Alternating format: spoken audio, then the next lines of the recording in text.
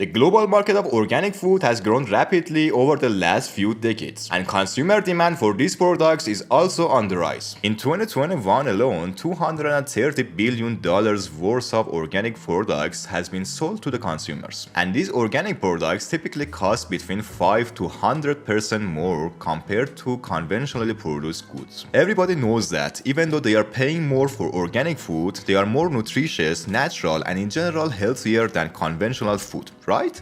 Well, let's see about that. The organic farming concept was developed sometime before 1940s and was pioneered by Sir Albert Howard. Howard, born and educated in England, directed agricultural research centers in India before going back to England and residing there. His years of agricultural research and observations evolved into the organic farming concept, which he talked about in several of his books. In 1940, the system of agriculture advocated by Howard was coined organic by someone named Walter Northbourne, who was an English agriculturist. Due to industrialization of agriculture in early 1900s, a small number of farmers in Europe, Australia, and the United States started to object to use of synthetic fertilizer and pesticides. They formed associations like Demeter International in Germany, a group that encouraged biodynamic farming, a holistic approach to agriculture. In 1972, several organizations combined to form the International Federation of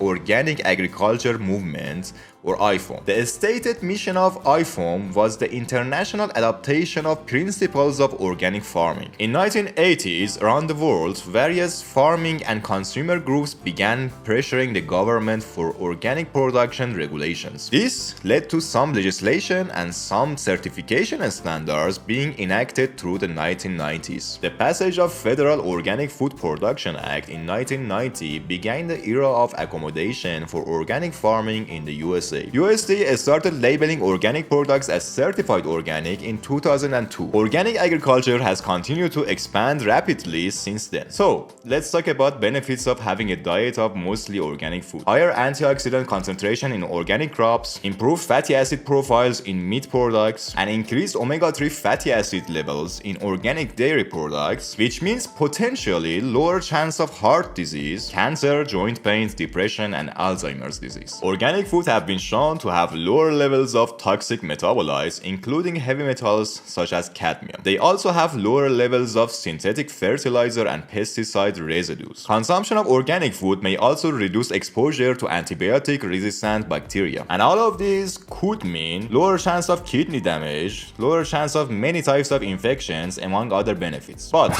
there is an important and big elephant in the room. Let's talk about that. When you are doing your groceries, you are passing by the organic section and you see those juicy, natural, organic apples. Your hand reaches to pick them up, but your mind is struggling to justify the price. Are the health benefits that big to justify that $1 price premium, or you should pick up just regular apples? Let's see what today's science has to say about the magnitude of difference between regular and organic products health-wise. First, let's state a more obvious one. There is little difference between conventional and organic food in terms of macronutrients such as protein, carbohydrates, fat, and dietary fiber. It is true that organic dairy products have higher levels of omega-3 fatty acids. However, milk isn't even a significant source of omega-3 to begin with. A person can get 20 times the amount of omega-3 from a serving of salmon compared to milk. Organic foods have lower levels of pesticides. However, there are a lot of controversies in scientific community regarding health risks posed by those low levels of pesticides in a conventional food diet. And this one might surprise you. Pesticides, both natural and synthetically derived, are used in organic farming. While most of these pesticides are naturally occurring, several approved synthetic materials are available for use under certain circumstances. The idea that organic means no pesticides is a convenient fiction used for marketing purposes. Additionally, natural does not automatically mean safe. In fact, the US Department of Agriculture, which is in charge of organic certifications, specifically on its website states that our regulations do not address food safety safety or nutrition. USDA conducts a sampling program each year called the Pesticide Data Program or PDP. They collect around 10,000 items from US commercial distribution channels. These samples are then analyzed for possible presence of hundreds of different pesticide residues. The results are then checked against the strict tolerances set by Environmental Protection Agency. And these tolerances are set with a large margin of safety even for infants. The annual report of this program consistently shows that 99% of sampled products have residues well below EPA tolerances. The EPA goes on to say, it is important to note just because a residue is detected on a vegetable or fruit, that does not mean it is unsafe. Very small amounts of pesticides remaining on or in fruits, vegetables, and other foods decrease considerably as crops are harvested, transported, exported to light, washed, and cooked. American agriculture was in crisis in 1980s, with many farmers facing bankruptcy. The organic category was created to make new markets for farmers and producers. Agricultural Marketing Service understood the demands of modern consumer